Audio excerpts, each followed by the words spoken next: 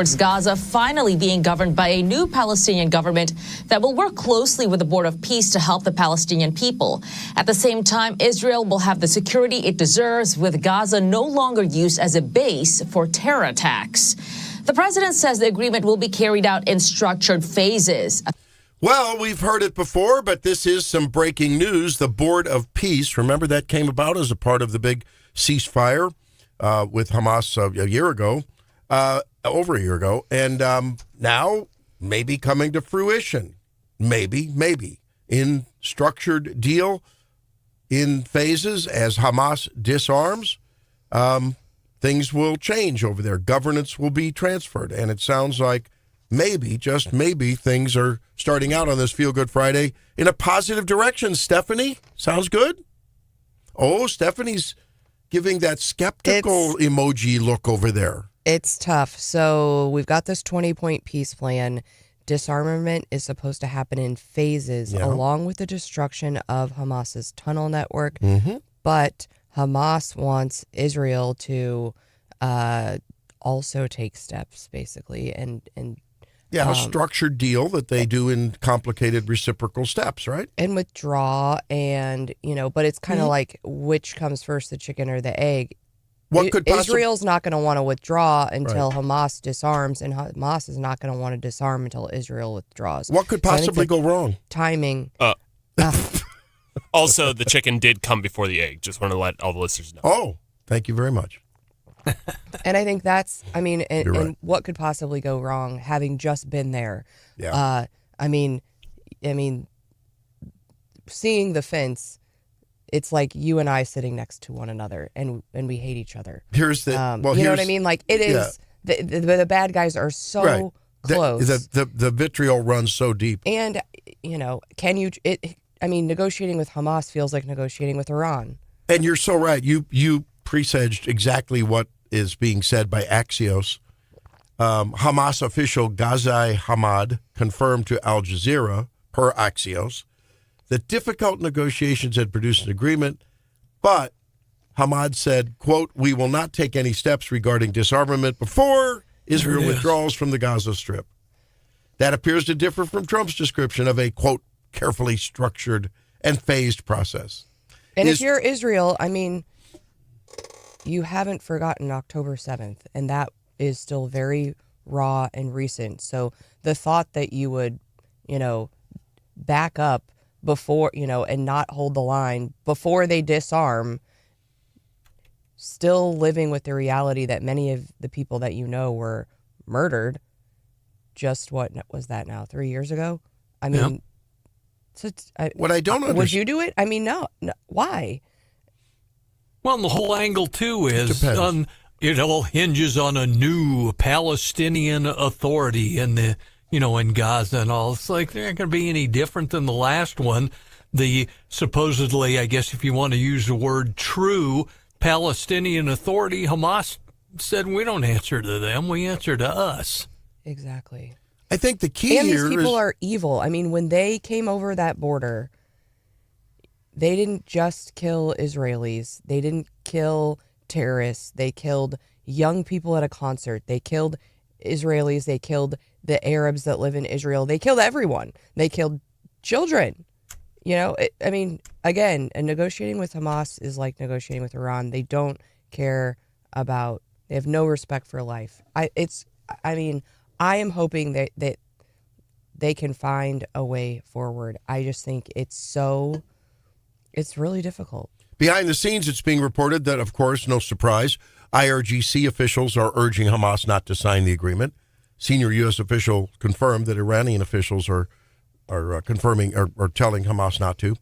I think maybe the key here is, just like we might be seeing evolving, and we talked with Colonel Bucci yesterday, maybe, just maybe, now that, thank you, Iran, for firing on everyone from Jordan to Saudi Arabia to now Egypt yesterday, maybe, just maybe, we do get, under the auspices of this peace board, essentially a peacekeeping force there, a coalition. No, that was my next thought. Yeah. The so effective UN peacekeepers that we've seen over number of years. Yeah. Tell it to the guys in Somalia and Black Hawk Down about how great they were. But maybe this maybe this is analogous to the UN, SHMU-N, whatever. What are they worth? Sort of analogous to what the government's doing for healthcare versus what private healthcare does. Well, what the UN couldn't do for Somalia and for Bosnia and so forth, maybe, lack of a better terms, a privately cobbled, an extra UN cobbled force through the Trump auspices of locals there, local, forces from other countries in the area could come together and basically patrol the streets of Gaza while this thing's worked out. That's probably pie in the sky thinking, but that's the only way I see it. You got to have a referee that's relatively independent and objective, calling balls and strikes for both Hamas and Israel. I mean, that's the only way I see this works. It would give Israel the assurance that someone's overseeing Hamas, and if we could get Israel to agree to just play along with the game, as long as their wishes are being met, maybe that works. What about Trump's talk about Gaza as the new Riviera down the road as well? Well, there's medicines for delusionary thinking. We have medicine for that. I give that kind of stuff out periodically. I mean, come on. Let's just get the place. What does he think? He's got to. There are moments when I wonder if he's bipolar. He's got some manic delusions sometimes, I think, but that's okay. I mean, maybe the same could be said of the likes of Alexander Graham Bell and Elon Musk and, Henry Ford. It takes people with visions like that. I don't know about the Riviera in Gaza.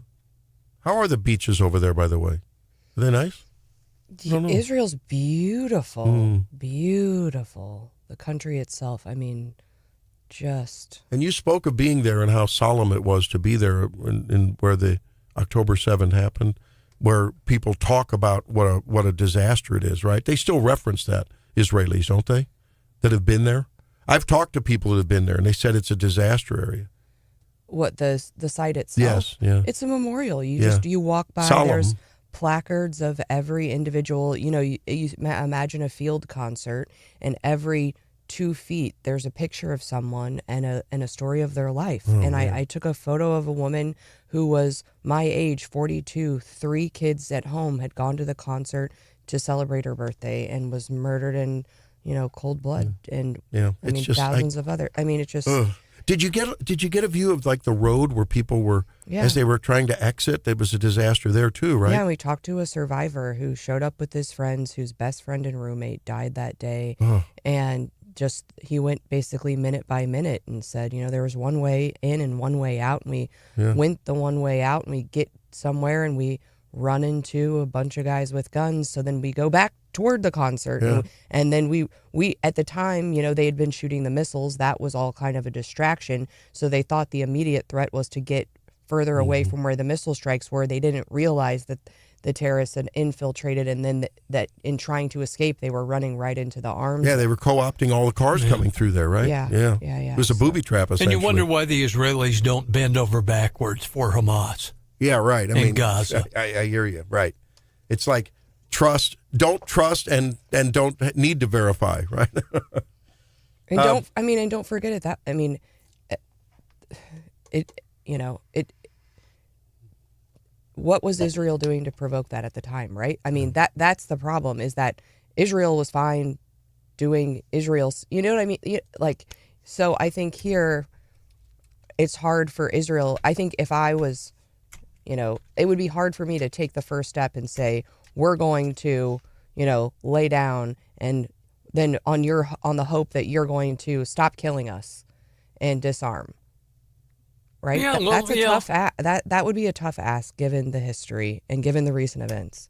Well, the Arabs in Gaza were so upset with the Israelis for their, their border settlements and all that they had in and around Gaza. And back in the early 2000s, they dismantled them all and backed off to try to give them some breathing room. And look what happened. Yeah, and it's been really tough on Israel. What we learned was they've added 20,000 wounded veterans since since this conflict erupted, right? And their reservists are working way more than what they would typically work. And it's really putting a strain on, their economy, because you've got reservists who are working 100 days rather than 30 days. And think about the strain on your families, right? I mean, we talk to regular folks, young kids who are, trying to go to school, and they're constantly being called up for the reserve. So I think it's a tough situation. I remember interviewing a guy who was there. He had just moved to a kibbutz right on that border of when that was happening, and the terrorists were knocking on the door. Yeah. And I mean, it was just unbelievable to hear that story. We interviewed him here on the Eagle. Well, and there's even been more talk about the mandatory military service for the Israelis. They're going to add maybe another year onto it. It's almost 3 years for men and 2 for women. They've talked about adding more, just like Steph said, because of their problems with the reserves and, no second string.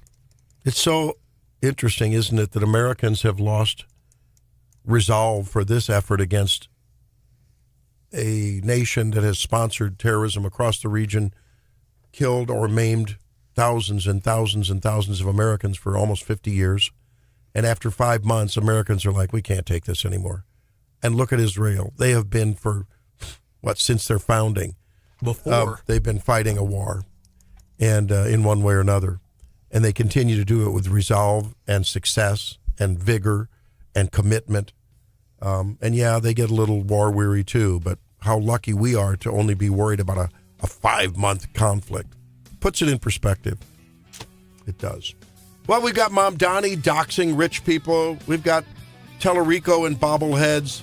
We got all kinds of things. Eric Schmidt, Senator Schmidt has proposed a wonderful act that you'll all love. And we're going to be talking about Amendment 4 at 7:08 with a leader of one of the pro-campaign moves for that. Of course, the election's just a few days off now. So we got a lot coming up on this Feel Good Friday. Lots to feel good about and other stuff to just marvel at on Wake Up Missouri. Daily DC Rundown coming up. It's Wake Up Missouri.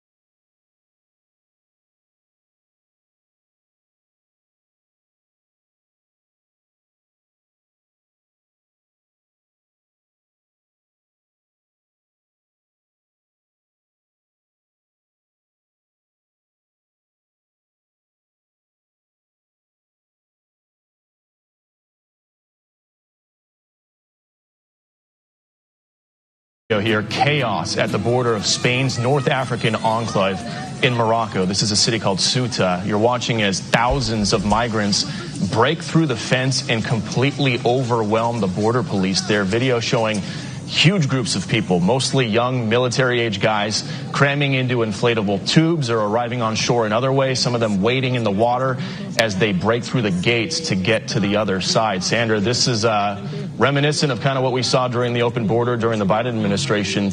It's time for the Daily DC Rundown. Stephanie Bell. The videos from that overnight were crazy, astonishing. If you haven't seen the videos, wow. I mean, and again, people were pointing out, where are the women, where are the children? It's all just young men. I mean, and that dominated the hordes that came over, although it wasn't as just unipolar as this is. Holy cow. Just hordes of young men from Morocco, right? From Northern Africa. Yeah, and mostly by water. Okay, so we'll continue to watch that situation, which is rapidly evolving. Also, we're watching Trump is going to Camp David with his cabinet. We are now less than 100 days before the midterms. His approval ratings are not great, Randy. No. We've got one poll putting him at 32%, another poll putting him at 34%.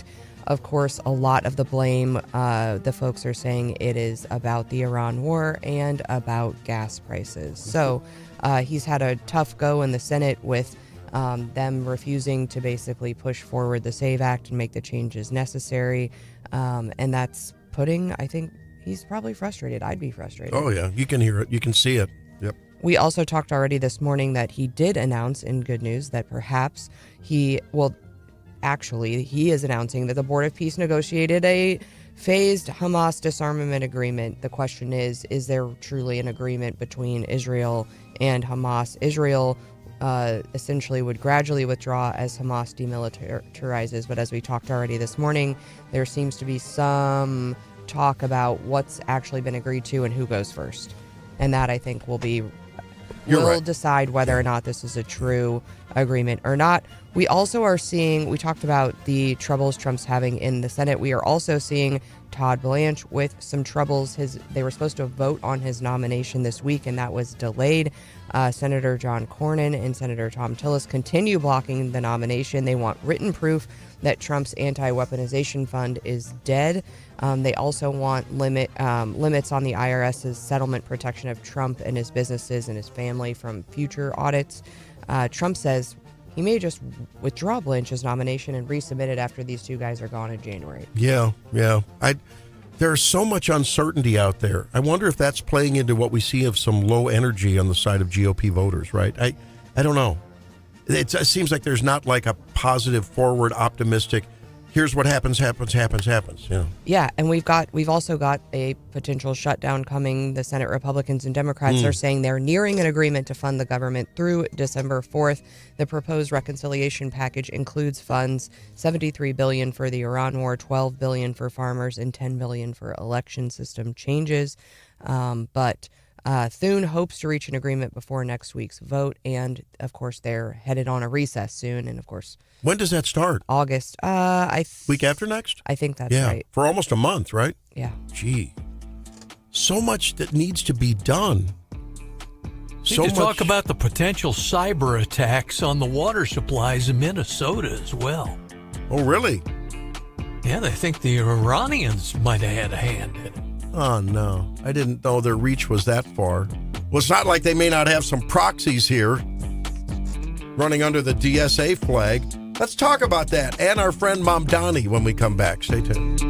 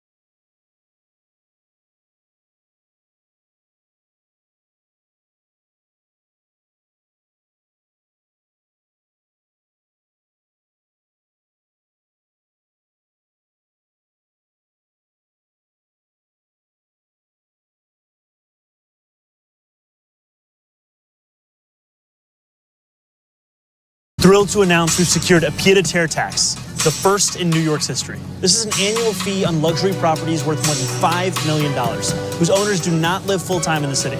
Like for this penthouse, which hedge fund CEO Ken Griffin bought for $238 million. This pied-à-terre tax is specifically designed for the richest of the rich, those who store their wealth in New York City real estate, but who don't actually live here. But even so, they're able to reap the huge financial rewards of owning property in, dare I say, the greatest city in the world. Well, that was the giddy mayor of New York City when he was, tapping on the camera, giddily pointing the finger and shaking the fist at the rich guy. You know how it is. There's only so much pie, and if you don't have a bigger piece, that's because some big guy does, and we need to take some of their piece and give it to you. You know, that old playbook from the populist socialist mantra. Well, now, as they're rolling this out in New York City, it's pretty interesting what's going on. Notices have been sent to a lot of New Yorkers now, saying that basically, if you own a home that we estimate is more than, it turns out, this publicly available database, but they've curated it to say, if you own, property that's more than a certain amount, you need to prove that you're not a primary, that you're not a secondary resident. You need to basically, you're guilty of being a second home and subject to this pied-à-terre tax unless you prove otherwise. And New Yorkers are upset about it. I think people across the country are going, wow. They're requiring longtime New York City residents who live in the city to prove it, rather than the other way around for New York City to go after, if that's what the law says that they passed, that they, go after residents that they think are not and say, hey, we think that this is a second home and you need to pay this tax. Like back to the whole socialist thing of guilty until proven innocent, right? Yes. Well, I would maintain our IRS treats us like that. Yep. We think you didn't report income. We think that you overclaimed deductions, prove that they're honest. That is clearly a guilty till proven innocent, our IRS. So we're already the USSA. I've maintained that for a long time. But we're going to feel good about this because, Mamdani, keep at it, baby. Keep at it, brother Mamdani. And you keep at it up there in Michigan. Al-Sayed, apparently he's whipping the establishment Democratic gal. What's her name? Haley Stevens, I think. Yeah. By 15 points. I mean, it's not even close. If you're Mike Rogers, who's going to be the GOP nominee, you got to be dancing the street, right? I mean, this guy's going to be easy to defeat. Let these guys do their thing. Let the crazies just come out and show their full colors. Good for them. They're full rainbow colors, in fact. Yeah, it's either you take a tax by not saying that you're a primary resident, or you take an even bigger tax if you say that you are a primary resident. There you go. Stupidest thing in New York. But I will say, I think this is bad policy, but the people who are, up in arms over, oh my gosh, there's a list. I'm like, there was already a list. Yeah, but he's pointing it out.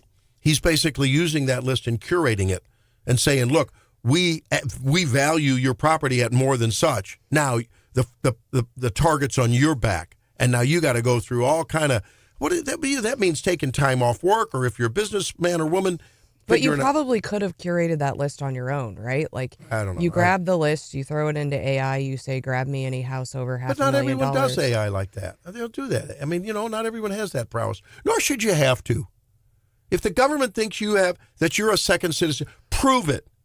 Prove to me that this is a second home. I hope that people take this to court. And they have already pointed out that there are errors within the list for sure, that of people that wouldn't be subject to this, and that it's not their second home. But this guy's a political antichrist. He's the worst. Finance sent informational resources to homeowners to ensure that they understood the tax, and also, if they did not believe it, to apply to them, that they had the time in order to be able to appeal. You idiot! You rude, boorish idiot! You want people to do business in New York City, and then these people who are successful enough to own a house that you think you need to punish them for, who are employing many of the people who probably voted for you, you ding-dong. and I think Randy wanted to insert a different word besides ding-dong in there, but it wasn't radio appropriate. I would if I was one of these these people probably are involved in business. I would say, all of you employees, I'm closing the business for a week. I have to comply with your selected mayor's oppression and tyranny on me. So, have a nice day. I don't know how you're going to buy the beer and the booze and the beef for next week, but have a nice day. I wonder how this whole plan is sitting with the rich, liberal crowd that backed Mondami all through the election and all. I need to talk to family in Brooklyn in their upscale brownstone who I know voted for him. I had the same thought, John, because, the Democrat Party, what we've seen is they're moving more and more toward these silver spoon, rich elite in the academia. A lot of people in his party would I would assume, like John said, be subject to the same policy. I can't, and are on that list, wouldn't you think? Yeah. Yeah. Good. Oh, baby, it feels so good. It just, man, you talk about the chickens coming home to roost. It's rough. That's it. I love it. What other adjectives could we use for Mondami's feeling? You said giddy, but euphoric and he's just jubilant and maybe even woozy over it. But you know what? The guy's got charisma. I've said it before. I'll say again. He's a political antichrist. These people will destroy the nation. If they get a foothold and if they capture people's minds, they'll destroy the republic. Watch out for them. And these are the same people who are saying, oh, housing is so expensive. No young people now can afford a house. And then they're like, also, if you can't afford a house, we're going to slap a big old, make it more expensive. So, I just... Mondami didn't come from the trenches. He came from an upper middle class family. Yeah, aren't there pictures of him with the Clintons when he was a baby? Pretty sure. Yeah. Or was it with the Epstein? His mom was close with Epstein or something, right? Was that true? I don't know. Maybe that brings a little bit of pity on him if he has pictures as a baby with Epstein. He was big into political circles. Yeah, he's not. Well, his dad was an activist, an anti-Israeli activist, anti-Zionist. So there's just bad humors up there in New York City. What about Maine? Did you see the latest news out of Maine? No. Oh. You know what, though? It's news that isn't really news. It is about the second cousins? Yeah. Okay, explain. Well, Graham Plattner was a bad dude. I think everyone agreed. And he stepped out of the race. And now they've replaced him with Troy Jackson, who I think got third in the gubernatorial primary. I don't know. Anyway, this guy's elected. But folks were saying yesterday online that it's being reported that he married his second cousin and has 2 kids with her. Or not married, but his long-term partner is his second cousin. But it turns out, now in fairness, Randy's going to argue in favor of cousin marriage. I can't wait. No, in fairness, works in West Virginia. We can work in Maine. In fairness, it is not illegal in Maine and in many jurisdictions to marry your cousin. Your second cousin. There's a difference. First cousins, you share about 12.75% round there of the genetics. I think we'd all agree. That's too shallow of a pool to dive into. You may dive into that genetic pool and come out with a broken neck or worse. But it's only it's about a quarter of that, 3-point-something% when it's second cousins. Once you get into second and thirds, I get a little bit confused. But I do believe I know some of my second cousins. They do feel like family. And I do believe, I think our grandpas were brothers, right? Mm-hmm. So you're telling me that I can... that I could be married to someone whose grandpa is my grandpa's brother. That still feels icky, right? Well, you share grandparents. Grandparents are related, right?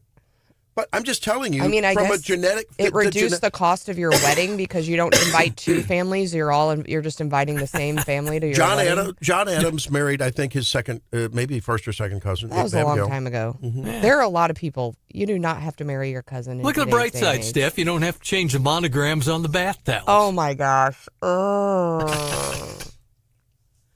But it turns out that if you really look into this, the geneticists don't have a lot of concern over this. But I think you're missing the point. The question is, like scientifically, can you marry your cousin without creating genetic problems? There's not significantly increased genetic risk of anomalies and other metabolic inborn errors of metabolism from marrying your second cousin. Can you marry your cousin and should you marry your cousin are two different. You could end up with kids that look like cat dog, you know.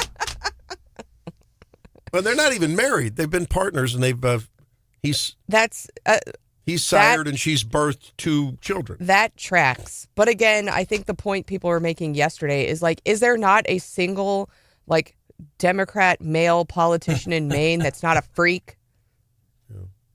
I mean, I guess it's better than Elon Omar. That's a good point.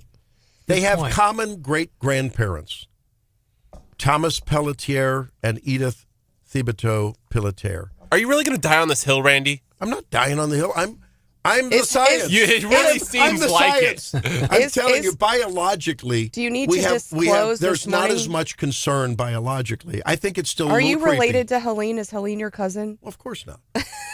Your daughter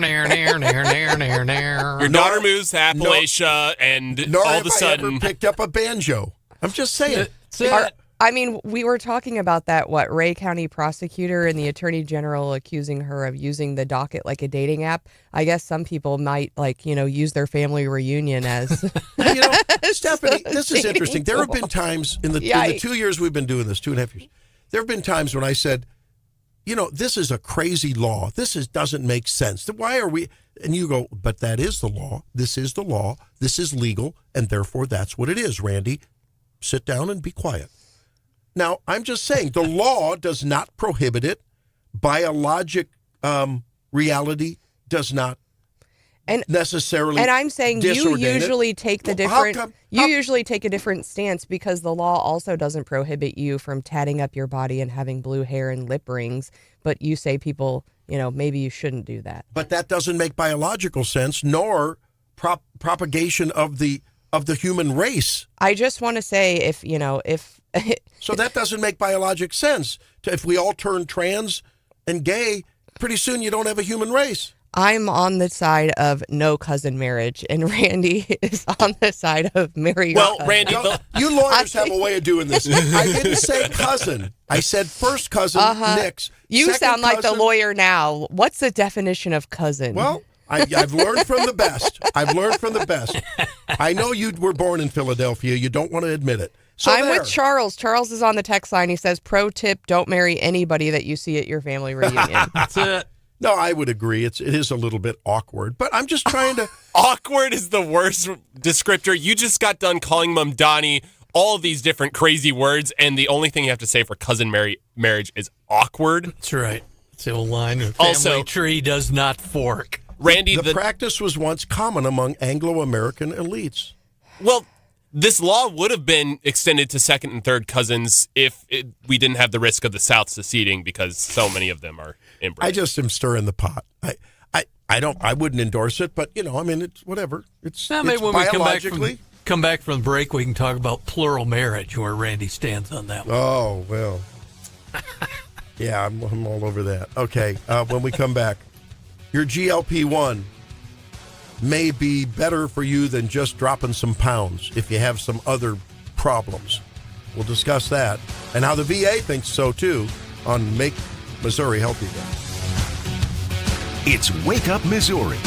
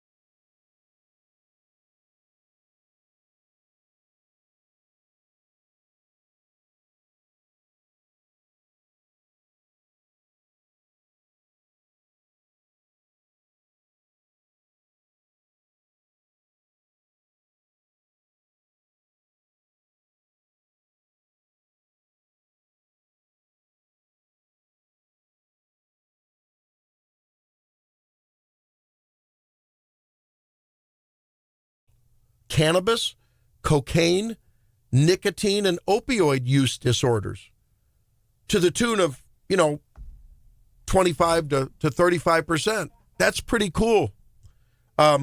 This is one of those times where I encourage everyone to watch the YouTube, or at least watch back the last 10 seconds, because as soon as he said cocaine, he started rubbing his nose, guys. Randy, you did. Did I? Yeah, you were rubbing your nose when he said cocaine. I didn't even remember that. Well, I got a cold. I'm getting over a cold, There I you should go. say. Hey, me too, man. Me too. Reduced substance use disorder-related visits went down by in emergency rooms by 30%. Hospitalizations by 25%. Substance use disorder mortality by 50%. By 50%. And it is really true. We've noticed this in the practice. Not only do people lose weight because they sort of lose that desire and the reward center is sort of blunted. And so, I don't get the pleasure out of eating, so I don't have that much appetite for it. And there's other physiologic things that go on. The emptying of your stomach is slowed, and so as you eat, you get fuller quicker and you stop eating. Had a patient tell me the other day, I ordered a Jimmy John's, sandwich just like I always do, and he just started it just a few weeks ago, just on the lowest dose. We start with a lower dose than the FDA recommends, just because it seems to work better as we start lower and we ramp up a little shorter steps. At any rate, said, I got through half that sandwich and I just didn't want it anymore. Yeah. Yeah, right. So, pretty cool. But also I'm hearing a lot of guys will go home and have a couple drinks, and the drink is often not just a drink. It's a couple, 2 or 3 jiggers in the soda on top of it, and I'm trying to beg them, hey, for a number of reasons, for the health of your liver and your visceral fat and your overall health, and try to dial it down. Guess what? They started the GLP-1. It's like, Doc, I don't know, I may have a beer now and then. Things are changing. I wonder if the Truman VA is going to be part of some of those alcohol I don't know. abuse It'd be good tests. to know. Maybe we can get in touch with the Truman VA and figure out if they're involved in that. I And think if so, it's a miracle drug. it's there are some downsides to that, though. We may talk about those next week. Okay. An interesting story about actually relationships and the cravings for, shall we say, the pleasures of relationships. We'll be back and talk about Amendment 4 in a bit.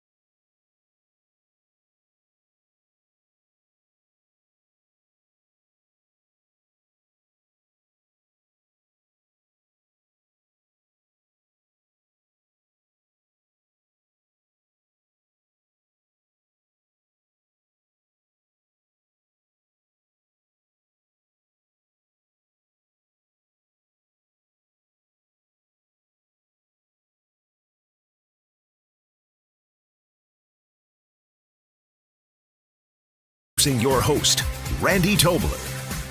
Well, welcome back into Wake Up Missouri on this Feel Good Friday. And we hope that everyone out there is feeling good about getting to the polls, if you haven't already done that, as early voting has already been in place for a little bit now. And feeling good about getting in there and really doing the right thing to make our Constitution less flexible to amendment, just on the whims of big outside money. Let's see what Ray Bozarth has to say about that. He's the campaign manager for Protecting Election Integrity. And the formal name of the group is? Protect Election Integrity. That's what I thought. At protectelectionintegrity.com, right? That's right. So let me ask you this. When I'm talking to people about it, Ray, I tell people, look, I ask a question. Do you think that the Constitution, the founding document, the governing, the bedrock document that determines, our public policy, should just be able to, like a blade of grass in the wind, be able to just one election to the another, back and forth, modified so easily? And most people say no. Don't they tell you that? Yeah. They're usually shocked to learn how enormous our state constitution is. And compared to other states, ours is among the most modifiable, right? Or the most easily modifiable. Absolutely. I'm gonna get this wrong, but I think the U.S. Constitution, even with amendments, is like 7,000 words, and the Missouri Constitution is like 42,000 words, something like that. Over 200 pages. Yeah, it's a lot. And so people will say, "Well, yeah, I sort of agree with that," and I'm like, "Well, then why don't you vote for Amendment 4? Because that means that it's still possible to do it, but everyone in Missouri has a pony in that race under this amendment." Is that the right way to couch it, Ray? Yeah, I think so. It's from a political perspective, you have out-of-state liberals. We have elections every 2 years, and our voters make their decision known. They make their voice known, and they send legislators to Jefferson City to debate bills, vote on bills, run bills through committee. And it's a pretty responsive system to the voters, their will. Out-of-state liberals and special interest groups have realized that for about $10 to $15 million, they can get their preferred public policy into the law in Missouri through the Constitution via the initiative petition process. And so there's a lot of this folks don't know. You hear George Soros and you think, oh, that's conspiracy theory. Nope, this is all very traceable. The folks opposing Amendment 4 have received contributions from Open Society. They've paid legal work for Mark Elias, Hillary Clinton's lawyer. And if they spend their money, they get an activist judge to give some bad language. They could pass something and put it in the state constitution. And if you like good government and transparency, Amendment 4 does that. It makes it to where if you're going to campaign to amend our state constitution, we're not talking about law, statutes. We're talking about the state constitution. If you're going to amend the state constitution, you got to go to every single part of the state, not just St. Louis and Kansas City. You got to go to rural Missouri, suburban Missouri, urban Missouri. And so that's just good government. And also, it requires transparency. It says right now, if you're going to amend the Constitution via the initiative petition process, you got to have a public comment or a hearing. And every single voter is required to have access to the full text of the initiative petition. Right now, it's a couple paragraphs, what you see on the ballot. And the full length of the initiative petition, sometimes, 10, 20, 30 pages. And now you have my poor mother calling me saying, what's on this? What is this? Well, I'm sure a lot of parents call them asking about these. And I think the history, folks have been really frustrated because they say, look, in all of our rural areas, in all of our, 6 of our congressional districts, people overwhelmingly didn't like this policy. But because the folks in St. Louis really liked it, we get things like Medicaid expansion. We get things like, full legalization of marijuana. We get things like minimum wage. And they said, this doesn't make sense. Amendment 3. Yeah, we get the most egregious abortion policy in all of America. And they're thinking, I'm voting for Mike Kehoe. I'm voting for I'm voting for John Martin. I'm voting for, I'm voting red, and yet I'm getting all of these liberal policies. And it's hard to fight against, the $20 million of George Soros money that drops in for the abortion measure. And these policies, they don't feel like they are homegrown. They're not debated in Jefferson City. They are people on the East Coast dropping in, putting their left-wing policies into our state constitution, right? I mean, is that the frustration and the response?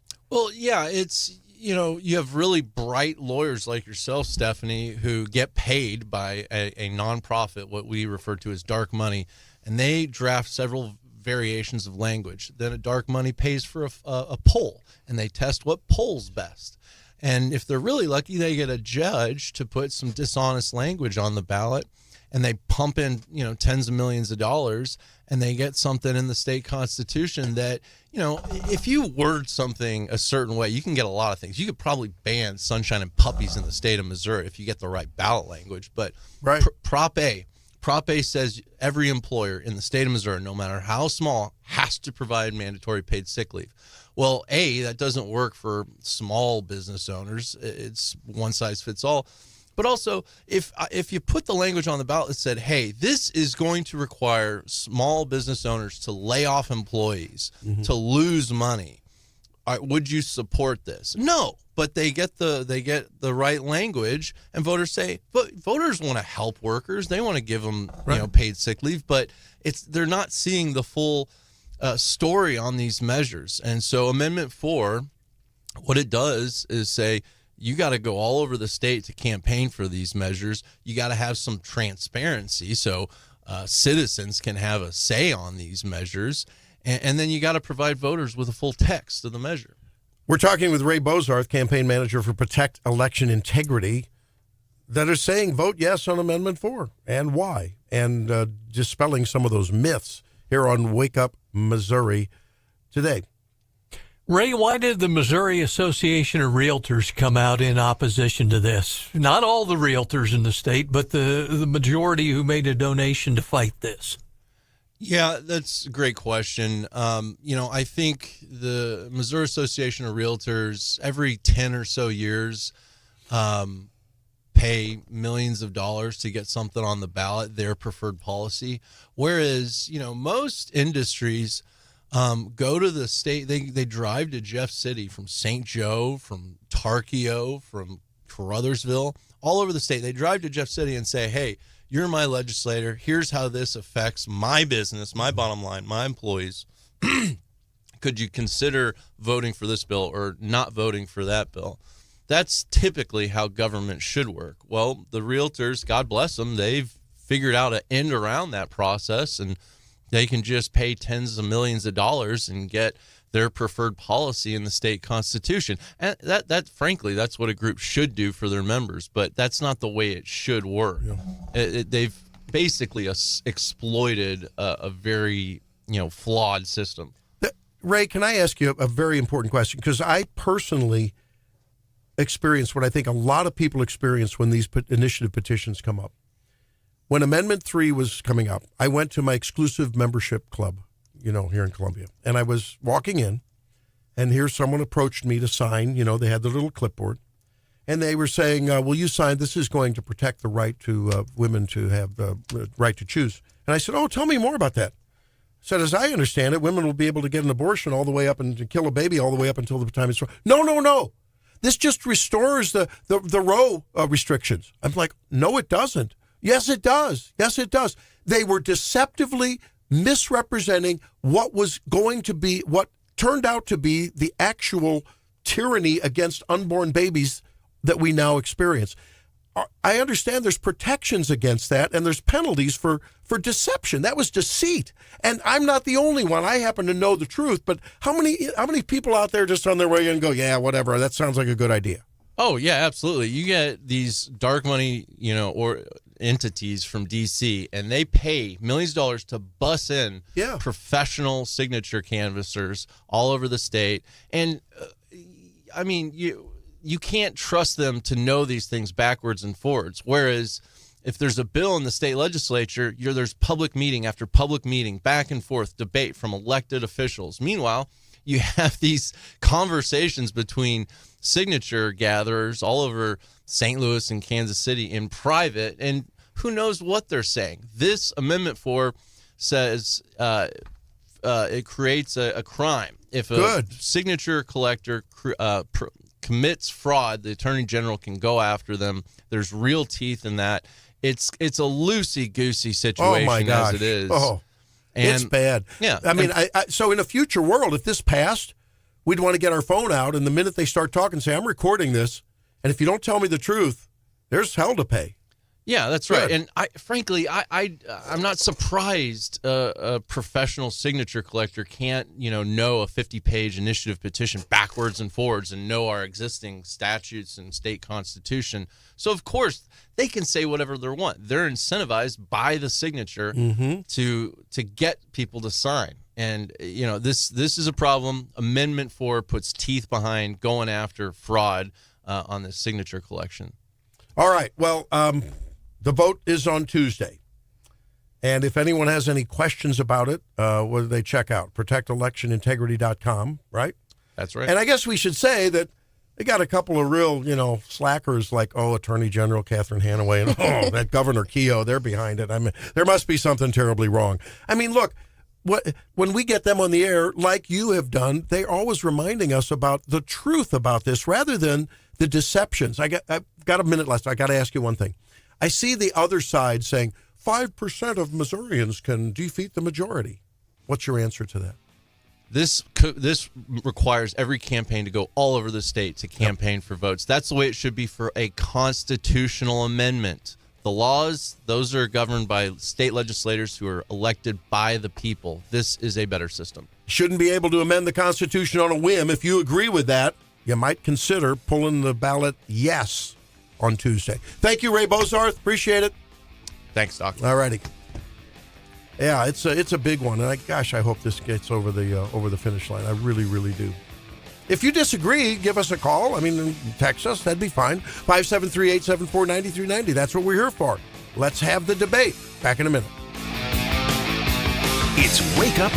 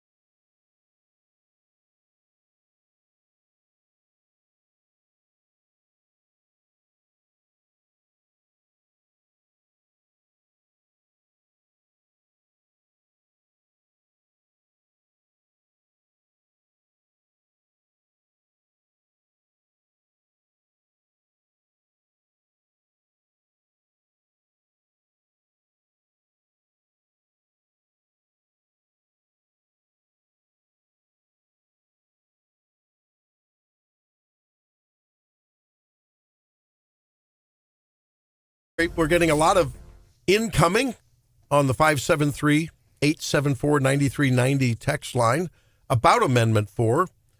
A few great comments about, like, it's a good idea, but maybe there's a better idea. This isn't a good enough idea.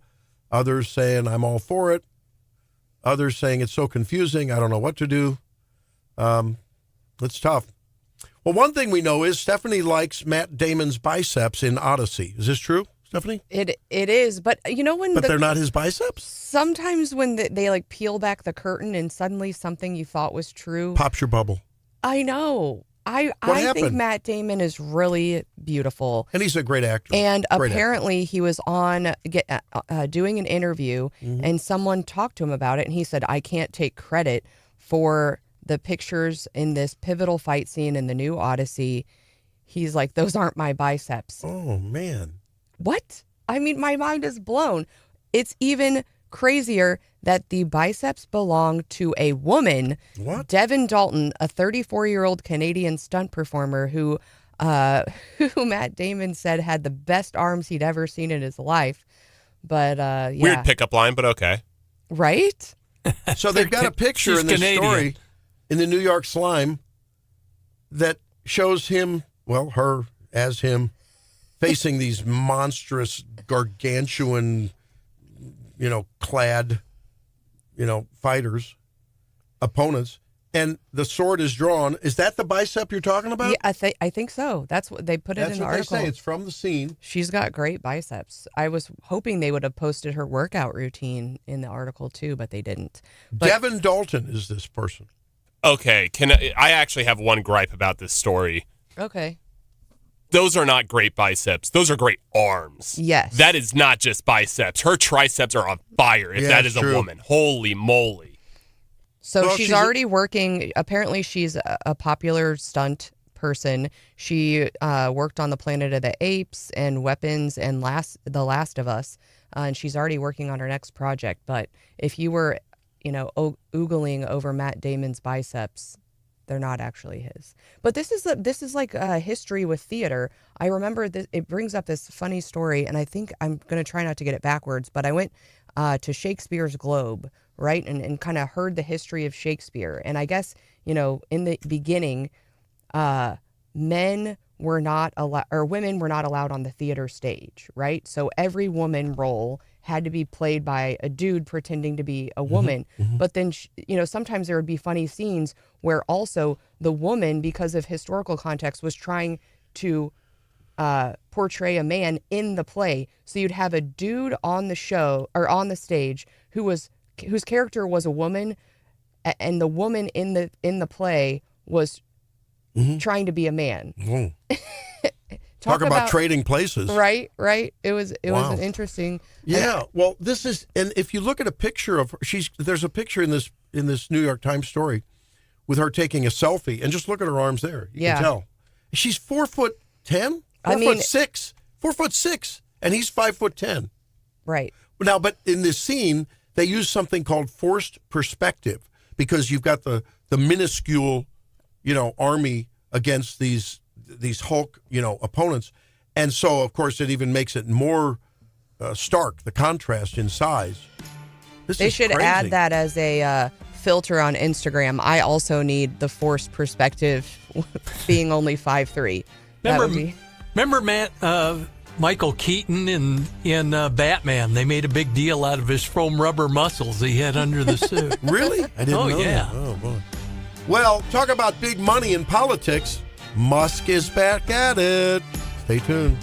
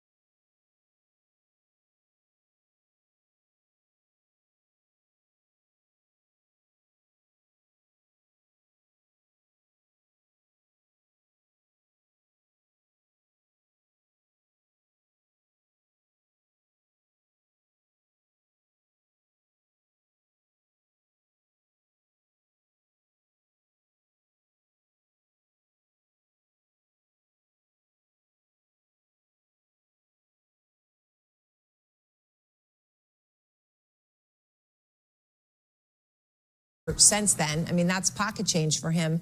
What's your sense of how much money Musk could be about to spend? Definitely in the tens of millions, if not hundreds of millions. This is going to be a very in-depth effort, and Elon Musk is going to be playing an incredibly central role now in the GOP's fall turnout efforts in basically spearheading, door-knocking voter turnout efforts for the party. So he is now going to be a very key figure as Republicans try to maintain control of both chambers. Well, that's the prognostication of an Axios reporter, Alex Eisenstadt, who is reporting that Elon Musk, after he said he wasn't going to get involved, and remember that? After they had a little falling out, Stephanie? Mm-hmm. Now he's back in and trying to, I guess, bankroll in a big way the get out the GOP vote effort. That is a problem when you look at all of the, the energy components of the various polls down in Texas. What's his name? Tellerico. 6 genders have us all. Tellerico. He's a disaster, but I don't know if Paxton is more of a disaster. He is not an attractive candidate. A lot of character baggage. Just doesn't come off well, I think. I don't know. At any rate, he's beating Tellerico is beating Paxton by 3 points.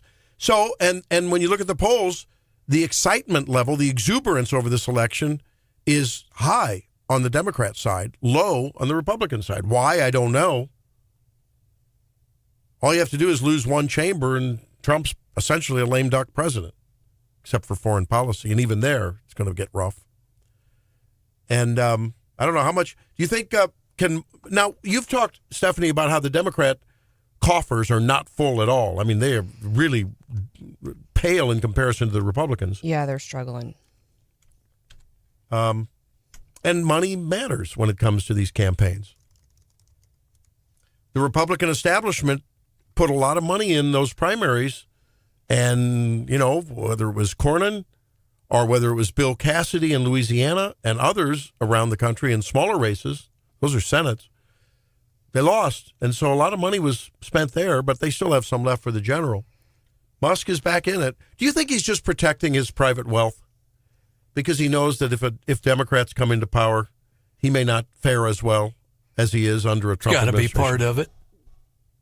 I'd hate to be cynical, but whatever. I mean, if you had that skeptical. kind of wealth and the government had that kind of control over your wealth, I think you'd be stupid not to be involved. Well, think about it. I mean, he partners with NASA, obviously, in the SpaceX. Did you see the launch of that big monster rocket last Friday? That was so cool. Oh, I love those babies go off. Man, it's beautiful. And it was a successful launch. And whether you're protecting your economic interests or whether you're protecting your personal interests, that's what not all of us have Elon Musk type of wealth, but I think most people, when you go to Jefferson City and you talk to your local elected officials, you've brought it up, you're talking about healthcare issues, and that impacts your personal feelings on politics, but also your business. I make much less than I could as an employed physician, Stephanie. Yeah, no. I'm going to come clear. This is about public policy and the public good. But what I'm saying is when you weigh in on issues, oftentimes they are issues that could affect your business one way or the other. Right, and if somehow the state was, going to do something that affected your ability to practice in the way that you wanted, you would step up. And because it's so, I think we all do It's about your personal interests. Yeah. And I think, and sometimes those are more social issues, but a lot of times they're economic issues. Have you ever advocated vigorously for something that didn't personally impact you? And was there a time in America when people, for lack of a big, broad, better term, just did the right thing, even though it may hurt them? 573-874-9390. I think there was a time. All the polling they've done, and you watch the stuff on CNN, and I'll admit I'll dial them up from time to time. Yeah. But they'll do a man on the street with a avowed Democratic voter, and it's like, what affects you? And, you expect them to say the economy or $5 gas prices, and almost to a man and woman they say, because I'm going to vote against Trump in the midterms. I'm voting against Trump. It's the party of no. I mean, we see it right now. And that's what's so crazy, I think, about what the conversation we're having about Amendments 4 and 5, right? Right. Because I think the majority of people say, I don't like the current system with respect to initiative petitions. And you've got the Democrats out there saying, vote no on Amendment 4. They agree there's a problem. Ask them, what is the solution? You're telling me vote no.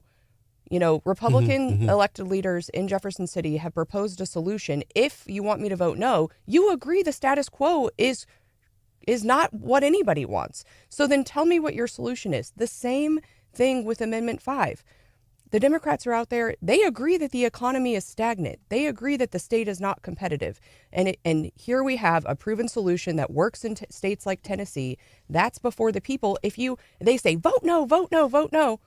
If you ask them, okay, then what is your solution to make Missouri competitive? What is your solution to put more money back in people's pockets? They don't have one, and you haven't heard one this entire time.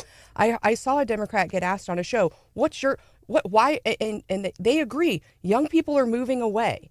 And the answer was, well, the people that I know that are moving away, they're not moving to Tennessee because the economy's rocking and rolling. They're not moving for a job.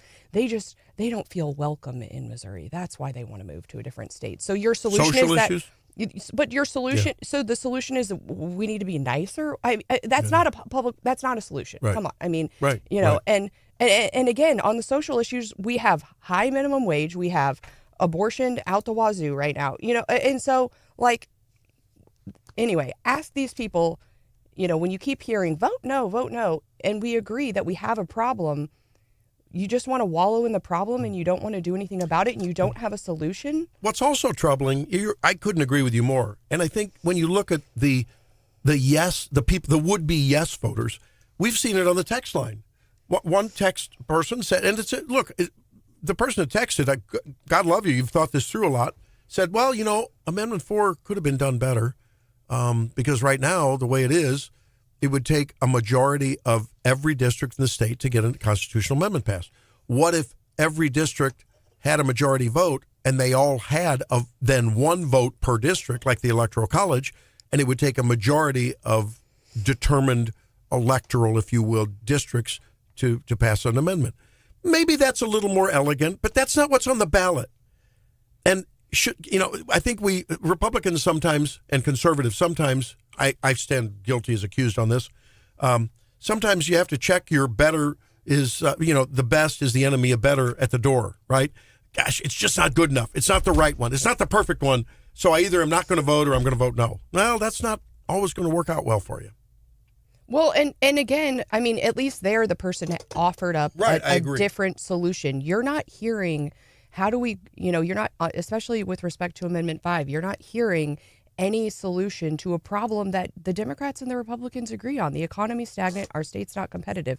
Ask those people what their solution is, because I think what we've seen is not, and there's a debate of, well, is this going to work? We've seen it in other states. We've had people here explain, hey, other states who have no income tax, they're growing, they're competitive. We've done the research. Our economists that are way smarter than me have looked at the data. And, I think it's hard to argue with the facts when you examine these other states. Yeah, it's amazing. And perhaps it's a bit of an indictment on the General Assembly in that, is there this hue and cry for these, what I think could rightfully be termed pretty radical constitutional amendments? On the other hand, not the ones that are up to vote now, but the ones that have come across, the abortion amendment and others. If the legislature would have gotten ahead of it and done the right thing, the legislatively modifiable thing, and proposed some more reasonable laws, would there be a need for these big radical constitutional amendments that get passed with outside money or special interest And I've money? heard that argument made, is specifically, I think, in relation to things like sports betting where it was before the legislature for how many years? 6 years, 8 years, John.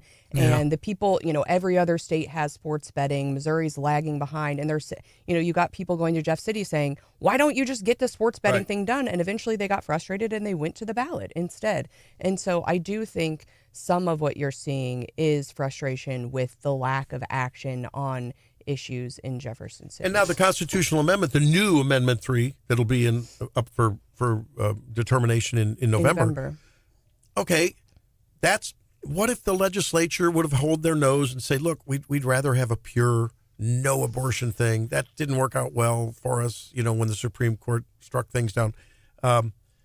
Because look what happened. After the Supreme Court opened the gates for that amendment, for that law, our, heartbeat law to happen, the Amendment 3 was passed that actually opened the gates 180 degrees the other way. What if they would have said from the get-go, look, we're going to allow it for exceptions of incest and rape. That's what the people want. We'll modify this. And, maybe there would have been a more reasonable and popular and passable type of a law. Well, you go back to initiative petition and and I know we were talking in House the other day about, what was one of the more recent genesis of questions about the IP process. And remember when medical marijuana was on the ballot, there were 3 different measures out there in front of it, and all it did was massively confuse the voters. True. It ultimately passed, but it baffled me when I went in there and started reading all 3 of them. See, I was really nerdy. I am really nerdy, and I was really hopeful that more than one would pass, because there's this obscure provision in the Missouri Constitution that if 2 things pass on the same subject, it's like the one with the highest votes prevails. Yeah. And we've never been able legally to, we've never had that Wouldn't before. that be fun? So it would have been like a really interesting, novel legal question. But John's right. I think there were 2 medical marijuana provisions and 1 recreational at that first vote, and 1 ended up passing. So we never got to that legal question. But certainly Missouri has one of the more active initiative petition processes in the entire country. And we have a proposal that people are going to be voting on in August, just a couple days away, and we'll see where we land. Well, we've got some interesting polls that make me optimistic on the one hand, but I guess maybe could portray some storm clouds on the other concerning Democrats and how they feel about their representatives and their primary nominees. It's good news, bad news kind of a thing, maybe. That'll be up at 8 o'clock. What's coming up in a few minutes with you, John? He's the bandit of the night. Not Elon, but a bandit of the night. All right. Be back in a few with John. Stay tuned. It's Wake Up Missouri.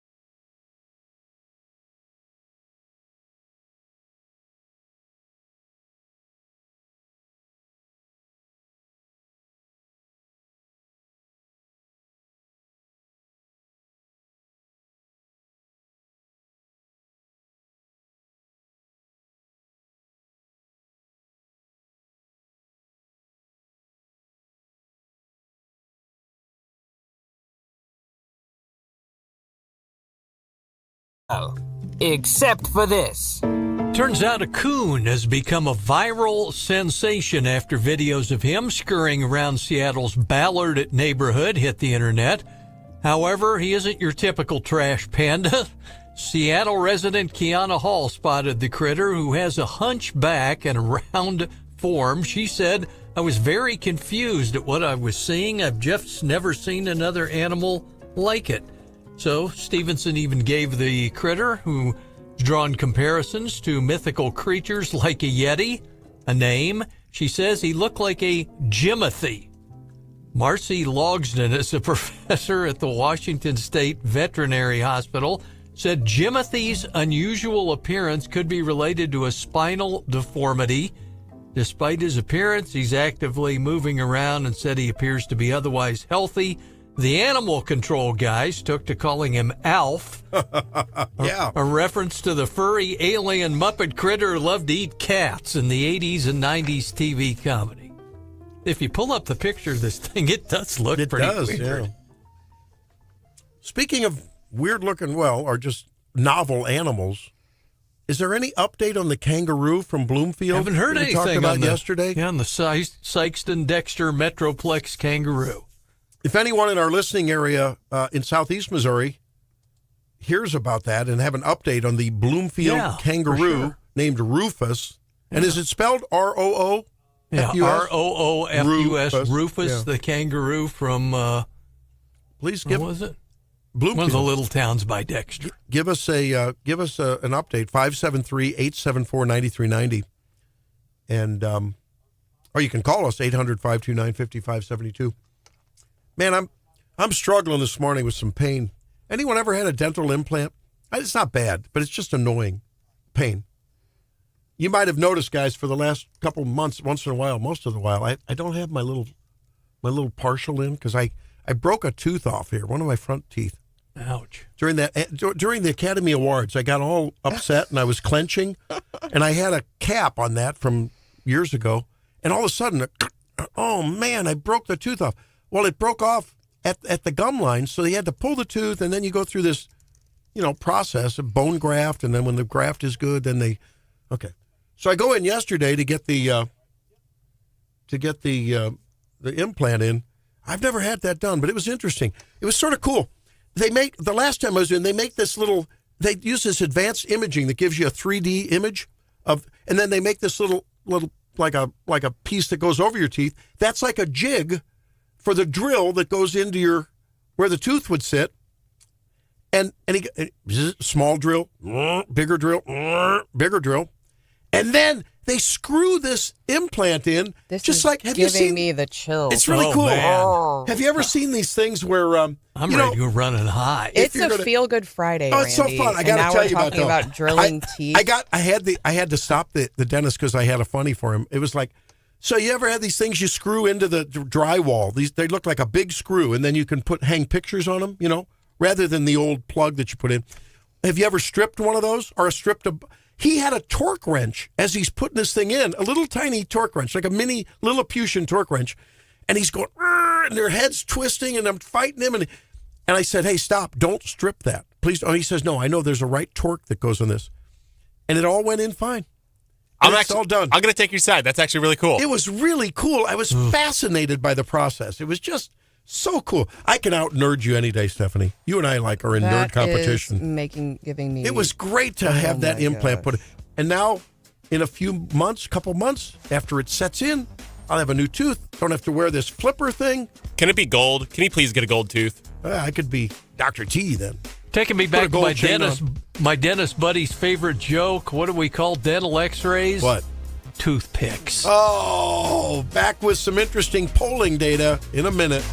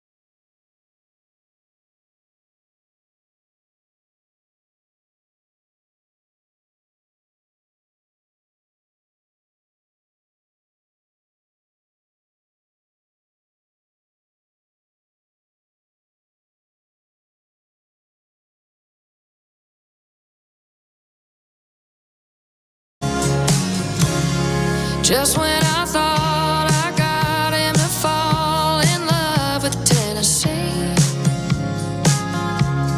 I should have known better than to take him back to Abilene. I put him right back into her arms. I wasn't a match for that kind of spark. She's from Texas, I can tell by the way he's two-stepping. Well, we talk a lot about the advantages that people seem to have when they are living in Texas or Tennessee or Florida. That's right. The second verse of that talks about no income taxes. Yep. That's Ella Langley.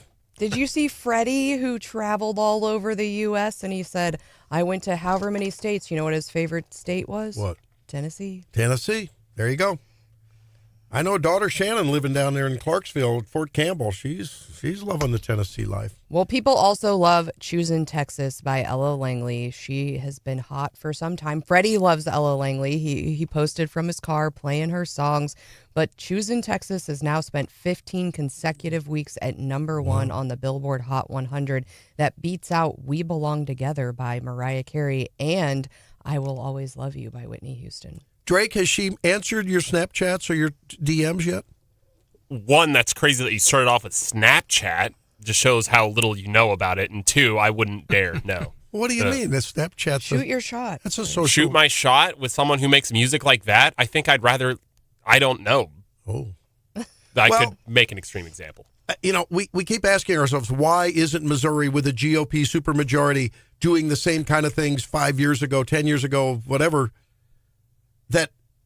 that Tennessee and Texas and Florida are doing, and instead we get, as you said when we were talking about Amendment 4 last hour, Stephanie, we've got the red legislature but the blue Constitution, at least with many of the recent initiatives. So let's talk to Nancy and see what Nancy has to say. If you want to weigh in on these issues, we've been talking about them. We're going to talk about the DSA infusion into the Democrats. Might be a good thing come November, if you think of it that way. 800-529-5572, the call line. 573-874-9390 if you want to text us on Wake Up Missouri. Don't forget, just in about 30 minutes, we're going to be doing winners and losers. Your nominations welcome. So you want to weigh in on those. Nancy, what say you? How you doing? First of all, I'm in Springfield, and I loved meeting you and Stephanie. Oh, it was great. Hi, Nancy. Go Team Target together. I remember, yeah. It's good. On the politics and Pines, yeah. Yes. So I heard it didn't work in, I think it was Kansas. What's that, the income tax? The income tax. I don't think it's a good idea to open that up. And, I listened to Elijah Har talk about there's other options in graduated income tax. I think that doing it slower is a better idea, but opening it up so much, maybe not so much, is a good idea. Well, it is a graduated reduction because it has to be tied to certain thresholds of government revenue, I mean, it doesn't just go away in a felled swoop on November 4th. Yeah, it was deliberately designed to not be the Kansas model. And as the governor told us, there's guardrails on. It's not a blank check going forward, so the government can say, "Oh, now we can sales tax everything and make even more revenue than we had with the income tax." There's ceilings on it, and I don't know if that's gotten out there. So how do you think? More reading. So Nancy, let me ask you this, just philosophically. Forget about all the details. Is it proper to tax / punish, my word, punish, as a tax, hard labor, hard work? If you work 3 jobs and you make more money, why should you be punished for that? Why shouldn't people who spend a lot of money, like the rich folks that buy yachts and cigar boats down at the lake, why shouldn't they be paying more sales tax? I think they should be paying more sales tax. Well, that's the proposition, really. Let the buyers and the users of things pay more rather than getting punished on the income side. I mean, that's the basic ideological argument. Does it fly? But the people that are struggling with making ends meet, maybe they don't work as much, they don't have jobs, they struggle with day-to-day meeting their needs and their bills. Yeah, so the argument to that is, though, if you lower the income tax, I mean, empirically, in those companies where there's no income, in those states where there's no income tax, companies come in and they build jobs, and there's competition for jobs, and when there's competition for jobs, the per capita, wages go up. That's the argument. They have more money in their pocket, and they keep it. Now, there's another thing here, though. Right to work is operative in Tennessee, and we don't have that here. So, and they don't have that, as I understand. I don't think they have it in Kansas either. So you're against it. Yeah, you're against it. They fought the fight of right to work, I want to say 15 years ago. Yeah. You fought for it? That was a big petition out there. Yeah, it was a initiative petition 2 or 3 years in a row. Didn't make it, yeah. So, but that's because the big money came in with the big unions, and that was the problem. So what about Amendment 4? Where are you on that? I voted it down. Okay. You're not the only, and would you call yourself a self-described conservative, a moderate and independent? I'm a moderate. Yeah. All right. I used to be conservative, but I'm more moderate now. Are you happy with the fact that it's so easy for outside money and very special interest groups to modify the Constitution, and then it's difficult to change if they get it wrong? If they were going to change it, they should have changed it before we did medical marijuana, definitely before we started doing the So it sounds like a protest vote against the GOP majority not doing what they could have done and should have done legislatively, right? Right. They should have done it. They should have done it 8 years ago if they were going to do anything at all. We hear this a lot. So, Stephanie, we had Brad Bradshaw's amendment petition. We had Brad Bradshaw's petition that was more strict, and then we had another petition for marijuana, medical marijuana, that they wanted to be able to grow like 8 or 10 plants. I guess it was 8 plants they could grow on their own was the other one, the one that passed. Let me do a little libertarian. Let me see how libertarian your leanings are. It's interesting. People have more libertarian leanings than they think they do. If we legalized marijuana, legalized a lot of stuff, did just a lot of stuff that you may think, oh man, what if we legalized basically most drugs for people? But we didn't have the social safety net that for many is a hammock rather than a social safety net. Do you think that things would sort of take care of themselves? No. No? What do you think would happen? As far as drugs? No. I think that if you legalize sin, people go more towards sin and there wouldn't be any safeties at all. Yeah, but what if they just ended up in the gutter and they had to realize, whoops, the gutter's not a good place to be. I got to pick myself up by bootstraps and stop. People are already in the gutter. Yeah, 20% of people are already in the gutter. Yeah, but in Columbia, I can tell you got the homeless shelter. We got this, we got that. We got porta potties. We're making it too easy to be in the gutter. No? No, people already in the gutter, and it's hell for them. Yeah. Okay. But a lot of, there's layers. There's people that are in that position that can't get out, and there's people that fell in the gutter, so to speak, and they fell in the dirt. I'll just say, but I got a lot of dirt, and they can climb out. I got a lot of work to be done around the house. I can't get people to do it. Maybe those people in the gutter need to get out and get a job. Yeah. Yeah. Hey, Amendment 3 in November. You good on that? I'm trying to think. That's the reformed abortion amendment, allowing for protecting women and making facilities have to comply with safety, and allowing malpractice suits to happen when things are wronged, but also allowing exceptions for incest and rape. That's easy. That's a no-brainer. Oh, that's I'm in like a 1980s Republican, and you're a Reagan Republican. I'm a Reagan Republican, and most people, when they hear that, they go, "Oh, okay." There's still a few Democrats that give me dirty looks. Yeah, well, I'm a Goldwater Republican, but I settled for Reagan. Thanks, Nancy. A delightful call. Thanks for calling. You know why I called in is to just go through that. I was talking with the guy that answered the phone. Your wonderful single guy, producer Drake. Oh, wonderful single guy. Would you like his number? I know. Oh no. Well, Are you already I hitched? am a little older than he is. Oh, well, there's something there. We have to. That's probably for a different program. I didn't hear a no. Oh, Cougar Nancy calls on Wake Up Missouri this morning. No. I'm kidding you. The initiative petition process should be done by professionals. We should have a year and a half to do them. It was so luxurious when we had a year and a half. Yeah. Now it's cut down to January to, July, June, May, to cut down to May to do it. They ship people in. Now it's no longer hire people locally, bring in the friendly people. Now they hire from... Amendment 4 puts curbs on that canvassing for signatures, and makes it illegal to misrepresent things. There's some positives there. I'm working on you, Nancy. I'm working on you. I went through I told him the name of the one company. Anyway, it should be the friendly, non-offensive, hi, how are you? Yeah. Give a little bit of information, not tick people off. Yeah. Okay. But, anyway, it's not supposed to be argumentative. And most people I know, they get an argument out of it. Yeah. Yeah. And so that's why they don't sign the first time. All right. Well, maybe you've already voted, huh? Yeah, I voted about a week ago. Oh, okay. Well, we'll see what happens. I think it is a heavy lift for both of those amendments, but we'll see how they work. Thanks for the call from Springfield, Nancy. Appreciate it. Yeah. Thank you. Okay. Okay, bye. Crazy what you just did. What do you mean?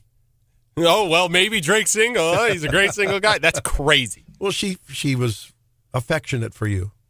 She had affectionate words for producer Drake. Hookup's a hookup, Drakey. I mean, Drake, Oh my come on. gosh, y'all. Maybe she has a nice daughter that is closer to your age. Well, I didn't know. She sounded sort of youngish, didn't she? I thought it was interesting. She brought up what they referred to in the hearings about the old Kansas experiment of, when was that? The early 20-teens and all, and ended up 5 years down the road being called Brownback's Folly, where they had to go back on a lot of it, and they had all sorts of revenue shortfalls and deficits, and public education got hammered. So Kansas's model wasn't the best one. And that's not the model that Missouri is proposing. That went away all in one fell swoop, right? Right. Yeah. Yep. That was an experiment that we learned from that experiment. That's Correct. the whole notion here. Well, there you go. Nancy calls herself a Reagan Republican. She voted against both of them. All right, back with the morning market report and the morning bell in a moment. It's Wake Up Missouri.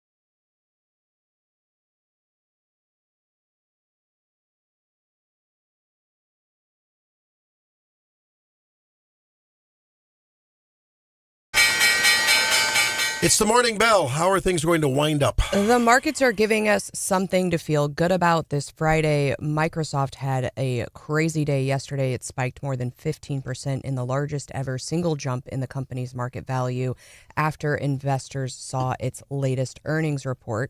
So we had the Dow up 1.19%, the S&P up 1.66%, the NASDAQ up a whopping 2.78%.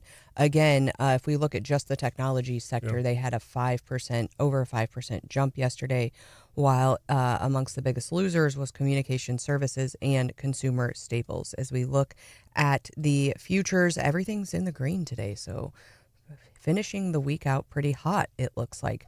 Okay, there is a new TikTok trend, and I'm going to have to give some background because we know Randy is not up with the latest TikTok trend, but I'm really enjoying it. And people are going on TikTok and they're saying 5 things that are worth the money. And they list out 5 things. I'm really enjoying it because it's very personal to the person. So, for example, a new rock tumbler might be worth the money to Randy, not worth the money to me, but it's fun seeing what people think is worth the money. And some of them are splurges. Some of them are just, something that's not that quite expensive, but something that brings you maybe more bang for your buck, right? I really like Feature socks. I'm not going to lie. They're $20 a pair. You like what? Features socks. I only wear them. What are those? It's Features? Feet. They're a brand of sock. They're wonderful. And yes, they are $20 a pair, and that is really expensive for a pair of socks, but they will change your life. So, might not be worth it to you. But socks can change your life, ladies and gentlemen. Yes, they will. But I saw a couple of stories about people who have decided what's worth it to them, and I knew it would trigger Randy. So here we go. He's really mad about Holy Jeans. But now we have a new company selling running gear, and they're saying it's basically the new golf. People are constantly wanting to impress people with their running gear. So there's this company called Satisfy that sells a pair of silver foil running shorts for $350. Silver foil. Why would you want silver foil? Even better, they are selling Moth Tech t-shirts that are intentionally covered with tiny holes to make them breathable and quick drying, but they basically look like they've been eaten by moths. $140. What's the name of this? Look up Moth Tech t-shirts. Moth Tech. I will. Randy, would you pay $140 for a t-shirt that had moth-like holes in it? I generally get the bundle of crew socks at the exclusive membership club. The other thing, that's my favorite sock. This is pretty specific, but they're making headlines because they put out a video, and apparently one couple, what's worth it to them?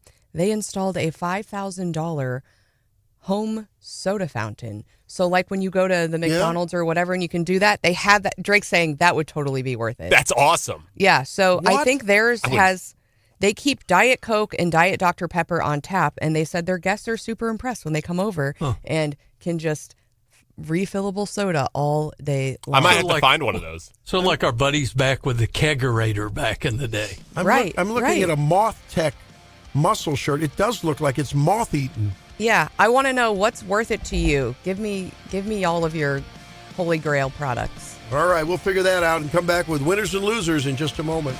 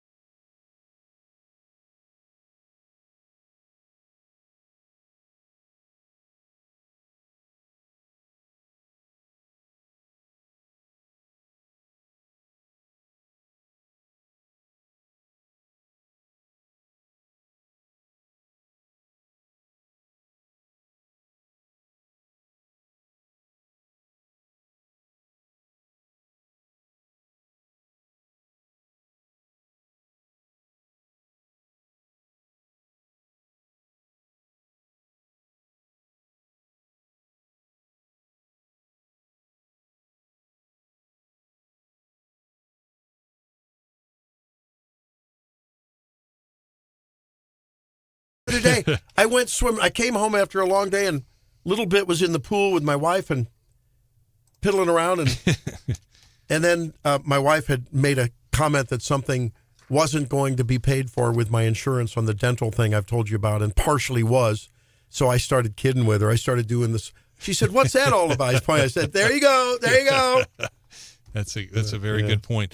And the owner that Stephanie you're referring to, one of the things she always talks about is diversity and tolerance. I thought that's what she's all about. Did I mishear her? Or Nope, that's what they said. She said that it's being reported that she approached these two teenage girls, used profanity, and called them insane. One of the teenage girls reportedly began crying, and since then, the majority owner has apologized, saying every fan deserves to feel welcome. Yeah, especially when they buy a ticket. Yeah, it's true.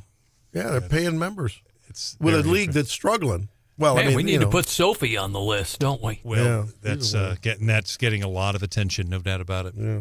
What do you have, Brian Hauswirth? I've got one loser, and I don't have too many often. This is notable. Notable. And it has nothing to do with any political stuff, but it is. We do have a loser, and in the same case, I have a winner in that case as well, and a couple of other winners as well. So for our listeners, we have a lot of in Southeast Missouri. There is a huge rodeo. Stephanie lives in Ashland in mid-Missouri. This is a huge one in Ashland, but Sikeston's probably the only other one I'd say in the state that really gets as much attention, and that's going on. 71st Annual Sikeston Rodeo is underway in Southeast Missouri.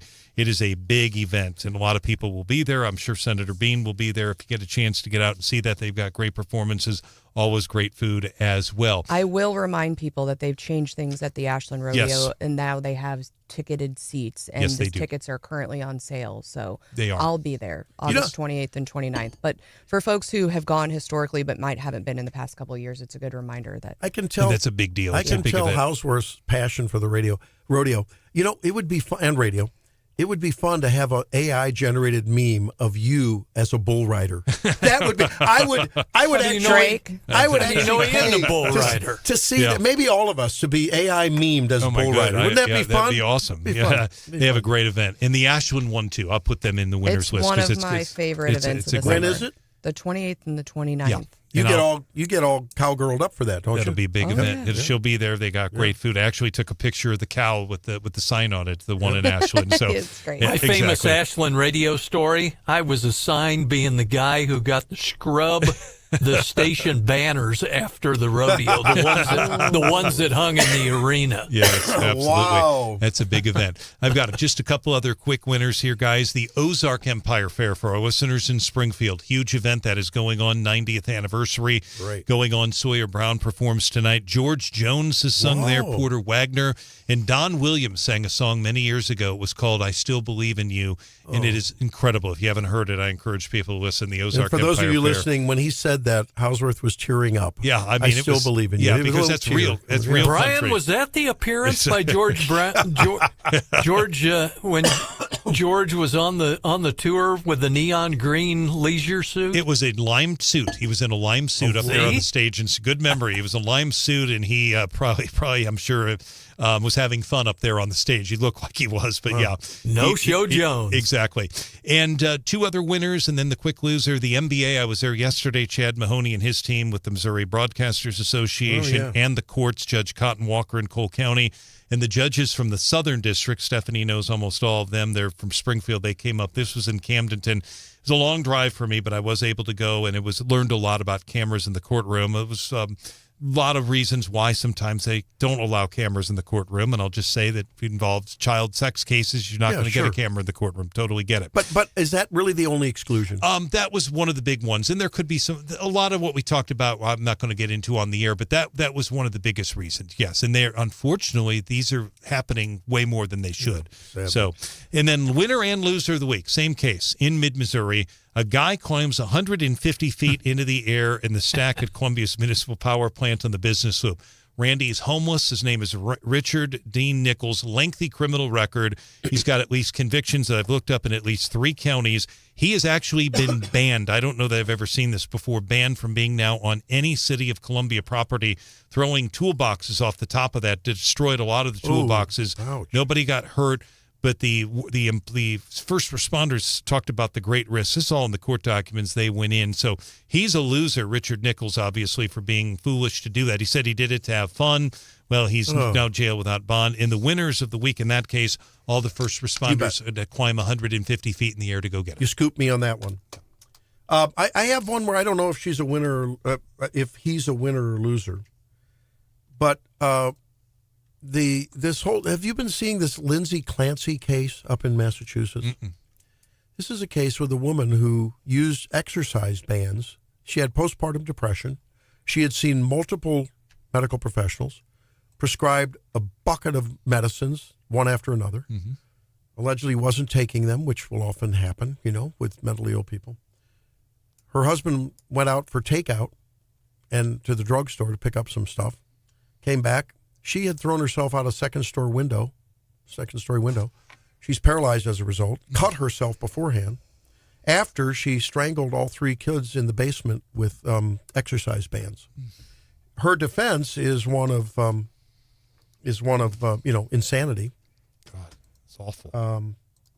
And it's interesting. Her husband took the stand. It was quite riveting testimony. And to hear the 911 call is just heart-wrenching. Jurors were crying.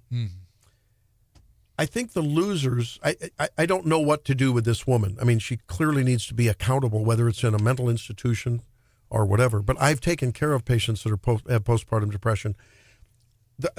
Some clear losers in this case are medical professionals that didn't 96 her. Because apparently she had made some comments about self-harm and, thoughts that she didn't want to have and so forth. And it's just a sad, sad case. Other loser is the Boone County Library for, on the regular reading days, doing Zoom, and saying, we're going to have a good time. On the recently highly publicized LGBTQ event, they did the Pride Zoom lyrics and saying that after that, attendees would be meeting new friends. Guys, just keep it consistent. And don't do creepy things like that. And there's a state senator, Rick Bratton, out of Raymore, who has blasted that. So is Taylor Burks, the attorney general, but they've asked for investigations. Denny Hoskins says he doesn't want to fund him. Yep. And the homeless guy is something else. So what do you have, Drake? No winners and losers? Hey, not enough time is what I said. We have enough time. We have 20 How about this guy that sued the NCAA to play a 5th year with Mizzou? Did you see that story? Yes. Yeah. Did you see this? This guy Sterling Webb. Right here. Defensive tackle Webb, he sued the NCAA because he said that I guess he finished his 4th year before they changed the rules or something. He's got a case. So he's got a legitimate case. So I guess a temporary restraining order states the NCAA is restrained from enforcing LGBT rules or policy until he gets his case. Good for him. Yeah. Makes him a winner. Sure. Yeah? Drake? Drake's going, what, me? Be back with leftovers after this. It's Wake Up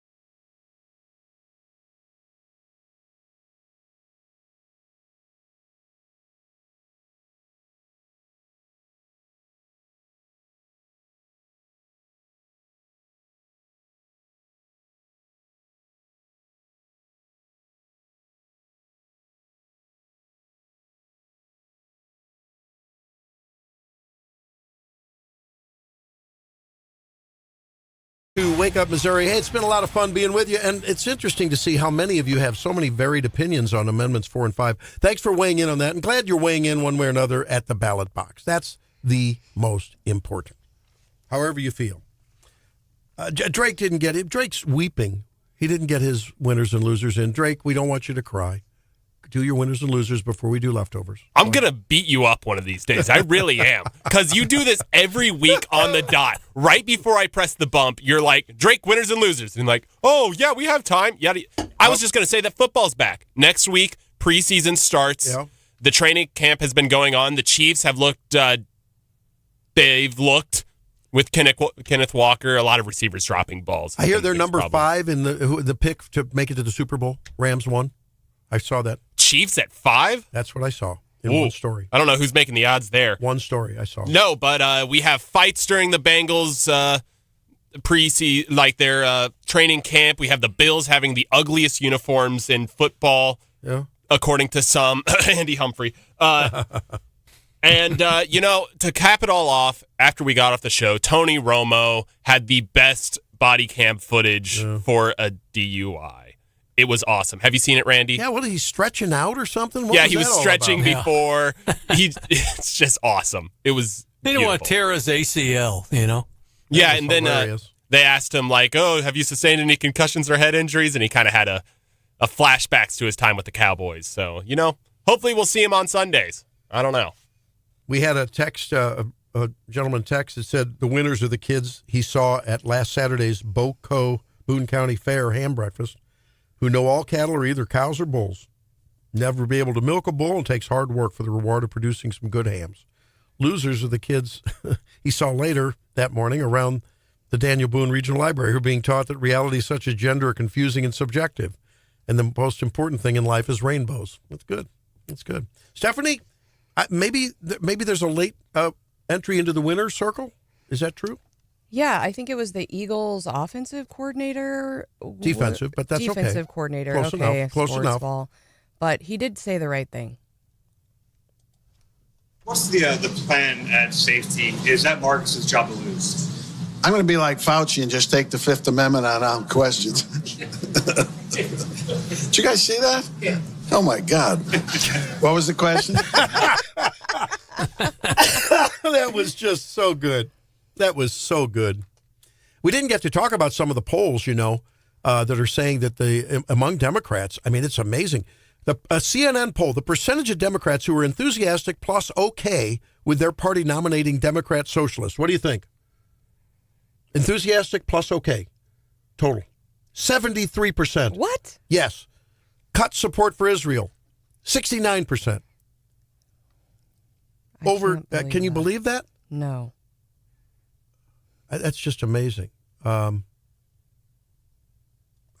73% are okay or enthusiastic about a Democrat socialist being nominated. That is just amazing. I mean, that bodes well for the Republicans, right? Come November, doesn't it? Unless I'm mistaken. I mean, all other things being equal, and they're not, because if the Iran war and high gas prices and inflation and the miseries related to it are still ongoing, that may neutralize some of that DSA toxicity for the Democrat Party. Trump is really hurting in the polls. I mean, among all U.S. adults, the Iran war has not been worthwhile. 64% say not worth fighting. 87% Democrats, 37% Republicans. We were reminded when we were talking about Republicans and conservatives that we often use those interchangeably, and I think we were correctly reminded by one listener, Stephanie, that we often conflate Republicans and conservatives. I would agree. They're no longer the same, necessarily. Rand Paul is a true conservative. He happens to be a Republican, too. But hey, well, that wraps it up for this time. Sorry we couldn't get to you, Chris. For Stephanie Bell, John Marsh, Drake Whitman, I'm Randy Tobler. Hey, have a great weekend. We'll see you on Monday. Bye.